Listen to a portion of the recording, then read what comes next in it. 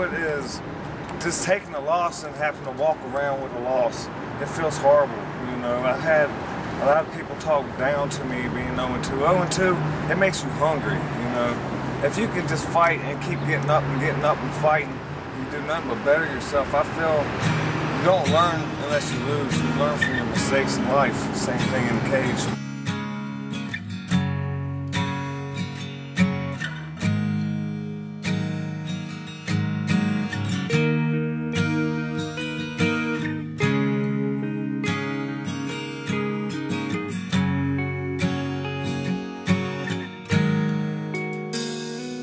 And you bring me to my knees again. All the times when I could beg you please in vain. All the times and I felt insecure for you, and I leave my burdens at the door. But I'm on the outside, I'm looking in. I can see through you, see your true colors. Inside you're ugly like rain. I can see through you, see to the real you.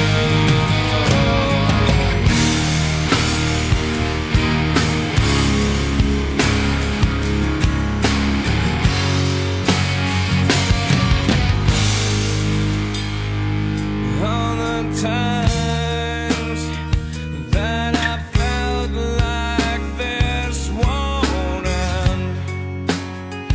It's for you,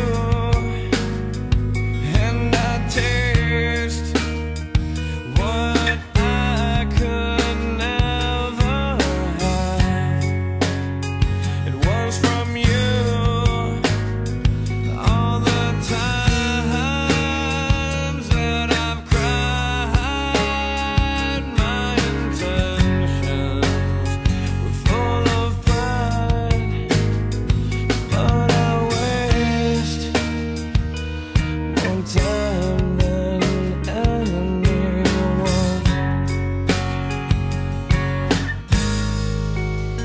But I'm on the outside, and I'm looking in.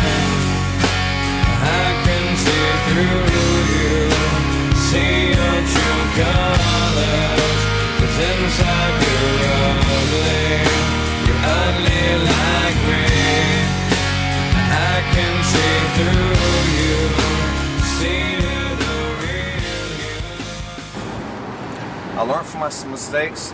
I lost by a triangle to Kyle Johnson. I worked on that defense, I worked on it. I even went and trained with the man, and he kept catching me in it.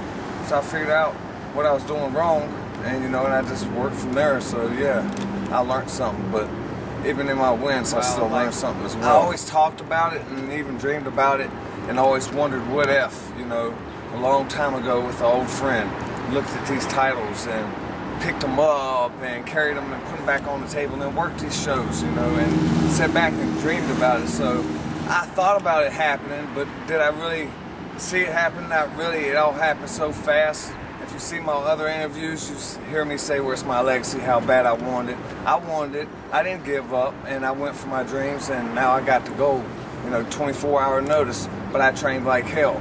I wasn't ready for a fight. I didn't have no notice, but I trained and repaired myself always as if I'm going to fight tomorrow. So I was ready when the fight came and the opportunity came knocking, and I jumped off and touched something. Well, some people say touch glove for sportsmanship. Yes, I understand all that. But if I come to you and I shake your hand before the fight, wish you good luck, ain't that good enough sportsmanlike anyways?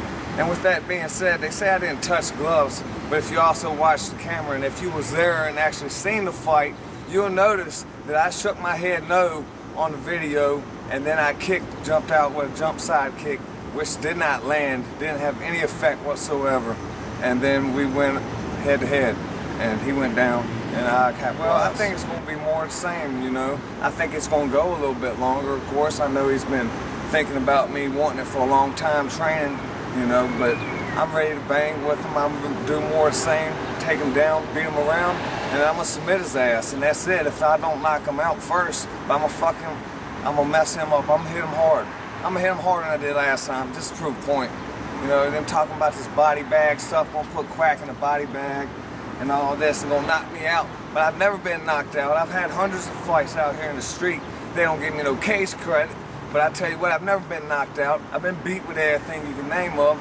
So when they say this shit, it makes it a little personal. A little personal, putting me in a body bag. I mean, we're supposed to be cage fighting, but I don't think you knocked me out that long. I put you in a coma, I hit you so damn hard.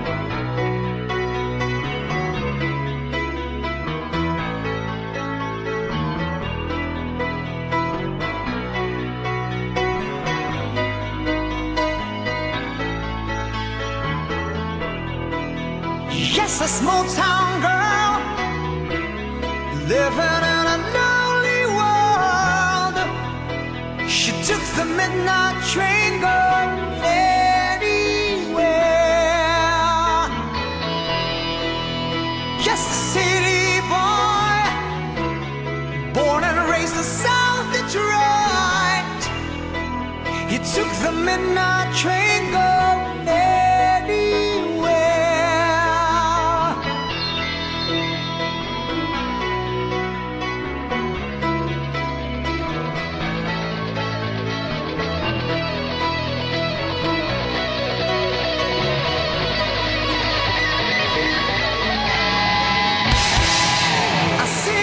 Smoking room, smell of wine and cheap perfume.